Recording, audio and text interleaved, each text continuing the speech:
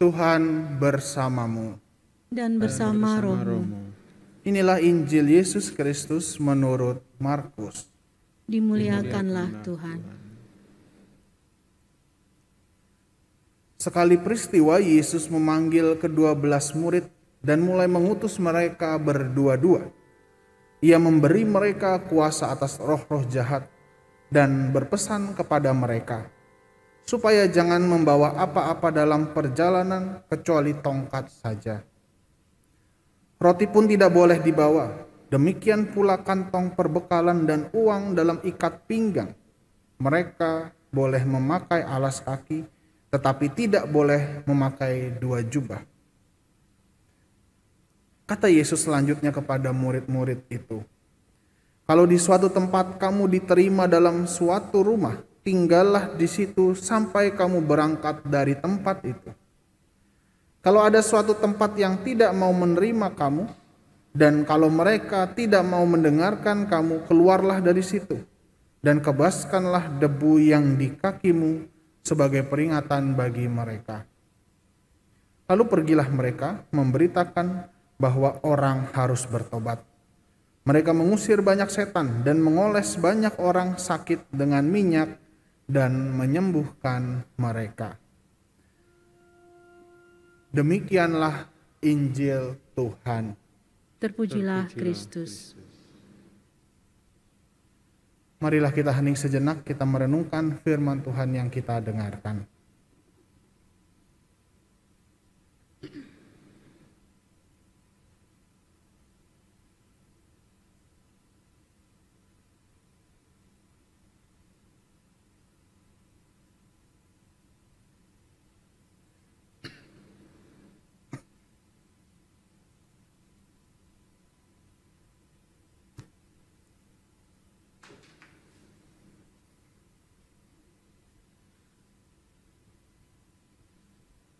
Bapak, Ibu, saudara-saudari, dan juga anak-anak yang terkasih, selamat pagi.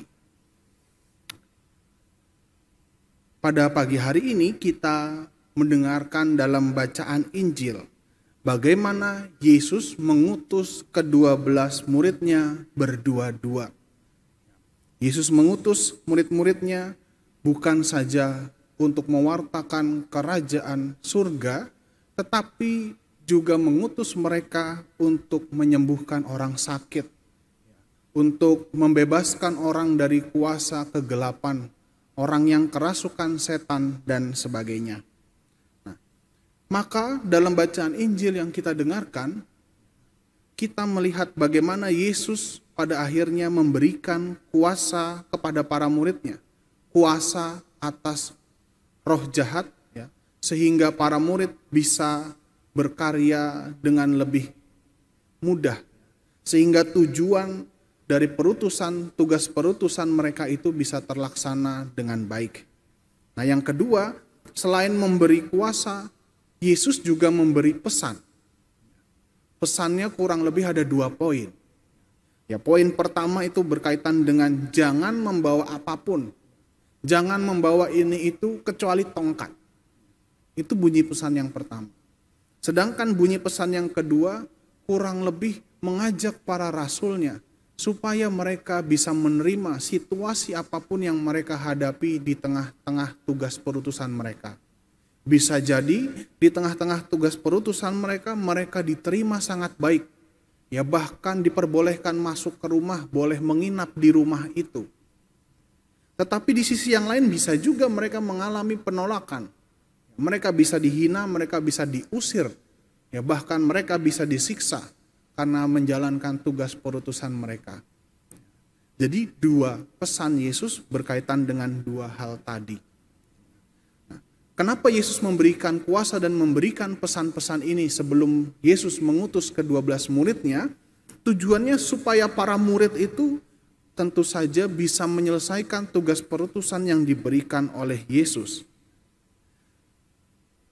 Supaya mereka ini bisa melaluinya dengan baik, dan jangan-jangan atau kalau-kalau mereka justru malah jatuh atau malah tergoda oleh tawaran-tawaran roh jahat. Jadi kuasa yang diberikan oleh Yesus supaya mereka bisa melawan kuasa roh jahat, ya, Jangan sampai di tengah-tengah perutusan mereka, justru mereka yang tergoda oleh kuasa roh jahat itu sendiri.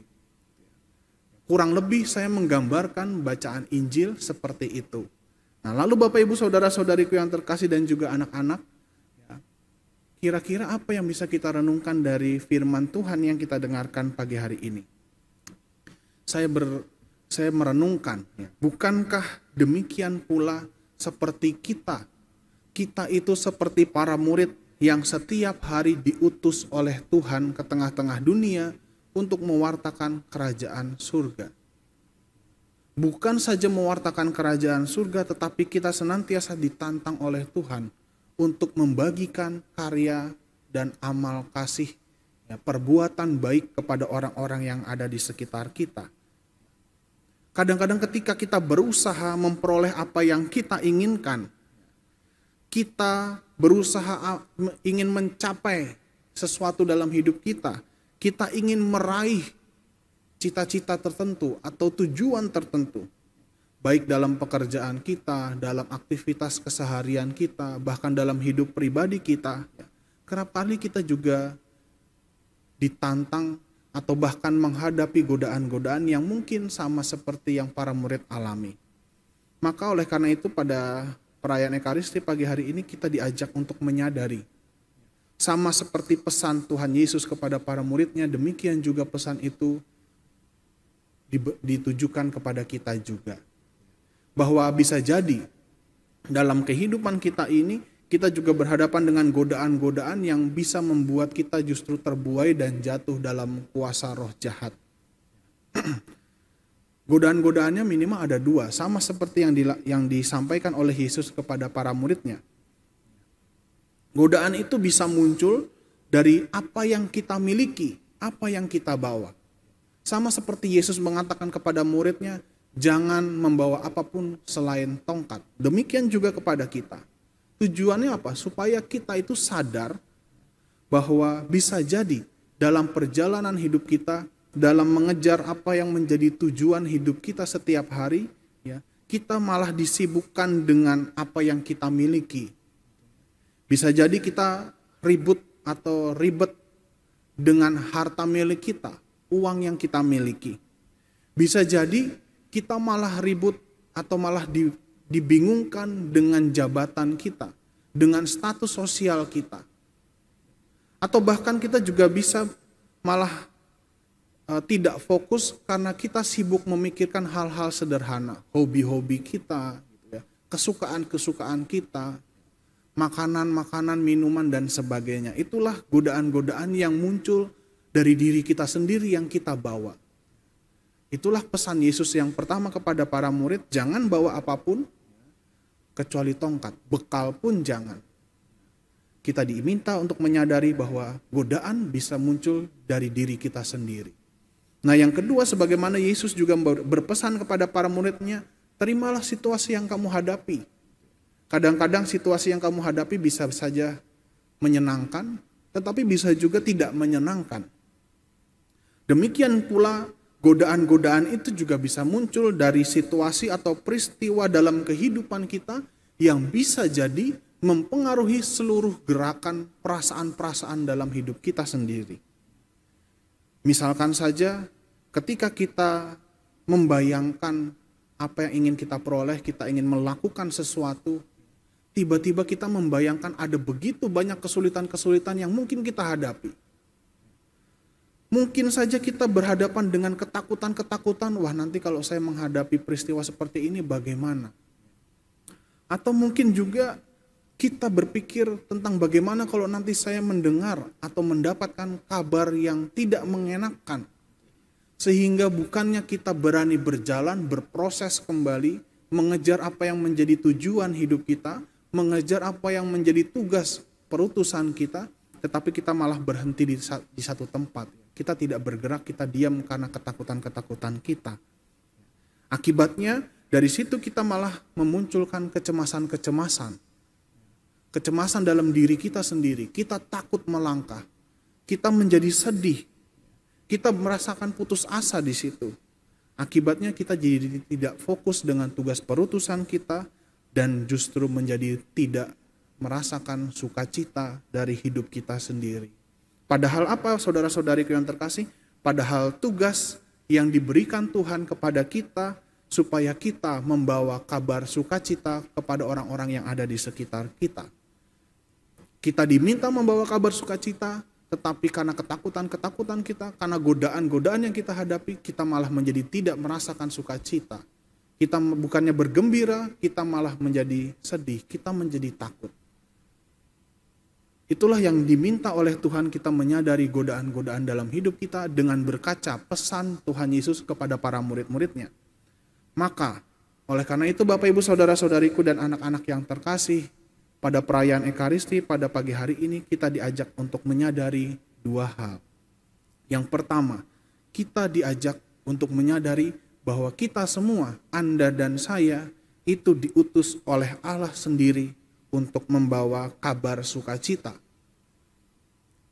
Perumpamaannya, gambarannya sama seperti dalam bacaan pertama, di mana Nabi Amos, bahwa dia seorang peternak, penggembala, seorang yang memungut buah ara di hutan, tetapi dia menyadari bahwa saya diutus oleh Tuhan untuk mewartakan pertobatan.